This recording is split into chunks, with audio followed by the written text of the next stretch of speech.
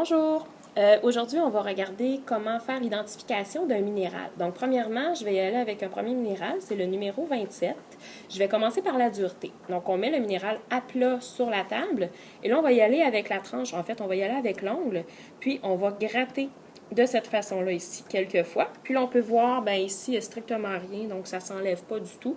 Donc, ça veut dire que le minéral est plus dur que l'ongle. On va essayer avec le deuxième test, c'est le test avec le sou. Donc, on y va vraiment avec la tranche du sou, la petite partie ici qui est en angle. Puis, on va y aller de la même façon. Donc, j'y vais, je regarde. En fait, ça n'en fait pas du tout. Puis, si jamais vous avez une décoloration dans le fond qui est dorée, bien, vous saurez que c'est le sou qui est en train de se désagréger sur le minéral. Donc, ça n'a pas fonctionné avec le sou. Donc, le minéral, il est plus dur que le sou. J'y vais maintenant avec un clou qui est en acier. On y va avec la pointe.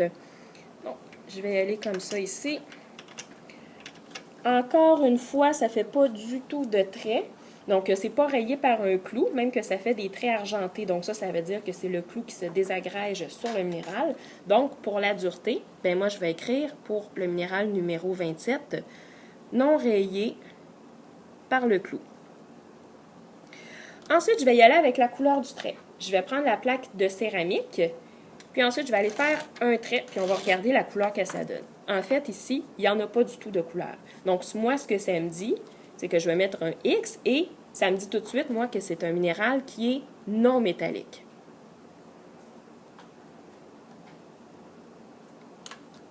La couleur du minéral, bien, dans ce cas-ci, elle est rosée. Donc, je vais écrire rose comme information. Je vais ensuite y aller avec le magnétisme. Donc, je peux y aller de cette façon-là. On laisse l'aimant pendre comme ça au bout de la corde, puis on vérifie. Ici, il n'y a aucun magnétisme. La texture, bien, la texture de ce minéral-là, il n'est pas particulière, donc je n'ai pas de particularité. Contrairement, par exemple, à un minéral comme celui-ci, là, on sent vraiment là, que c'est plus doux un peu, donc on va appeler ça doux comme du savon. Ça peut être aussi une texture là, comme une caractéristique, là, par exemple, celle-là ici, elle va tacher les doigts. Donc, on a différentes caractéristiques possibles. Celle-là ici, il n'y en a pas. Au niveau du clivage, oups, j'ai pas fini avec celui-là. Au niveau du clivage, bien, ici, il n'y en a pas de particulière. Donc, je me mets un X. Si j'avais eu un clivage qui était particulier, j'aurais pu avoir un clivage en feuille là, comme celui-là ici. J'aurais pu aussi avoir un clivage cubique comme celui-là ici. Là, que, en fait, on comprend que mathématiquement, ce n'est pas un cube, mais on s'entend que ça coupe quand même assez droit. Je vais aller identifier tout à l'heure le minéral. Le deuxième minéral que j'ai à identifier, c'est le minéral numéro 14. Donc, je vais y aller encore avec le test de dureté. Je mets le minéral à plat. J'y vais avec l'ongle. Je me trouve une surface. Et là, j'essaye d'y aller avec l'ongle. Ça ne fonctionne pas non plus. Je vais y aller une deuxième fois avec le sou. Donc, avec mon deuxième minéral, je vais avec le sou. Ça ne fonctionne toujours pas. J'y vais avec le clou.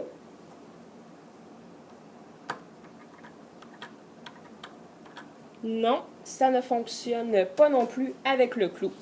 Donc, c'est encore une fois non rayé par le clou. Je vais vérifier maintenant la couleur du trait. Ici, ça me fait un beau trait qui est noir. Donc, je vais écrire noir. Ça peut varier aussi là, de gris foncé, gris pâle.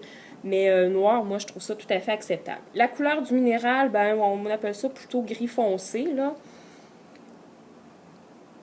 Gris foncé, noir, ça serait parfait. Je vais essayer avec le magnétisme.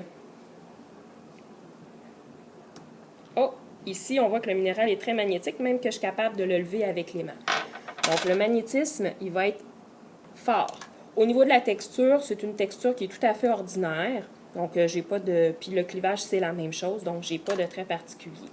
Je ne vous montre pas l'effervescence puisque ça ne sera pas à l'examen, donc on va passer par-dessus ça.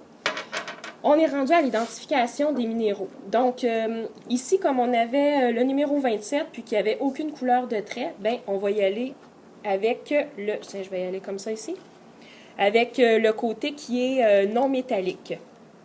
Donc, j'ai le côté ici, éclat du minéral, non métallique. La dureté, on avait dit que c'était non rayé par le clou. Donc, j'ai très tendre, tendre, dur, ça c'est avec un clou, non rayé par le clou. J'ai 3 options ici. Dans mes 3 options, ben regardez, j'en ai un qui est rose, puis moi, j'avais trouvé que mon minéral était quand même rose. Donc, j'y vais avec celle-là ici, puis je me retrouve avec le feldspath. Donc, le minéral, excusez-moi, le minéral numéro 27, ça serait du feldspath. Pour l'autre, ben, vous vous rappelez, le trait, il était foncé. Donc ça veut dire que je vais aller du côté qui est métallique. Une fois que je suis sur le côté qui est métallique, je vais aller avec la dureté. On a très tendre, donc on est capable avec l'ongle, avec le sou.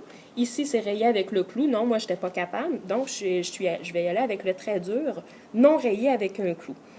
Moi, il y avait un trait particulier, mis à part la couleur, ben, je sais qu'il n'était pas jaune, il était pas mal noir, le trait était très foncé, puis en plus, il y avait un magnétisme qui était fort. Donc, ça me dirige tout droit vers la magnétite. Donc, le numéro 14, c'est de la magnétite. Et voilà pour l'identification d'un minéral.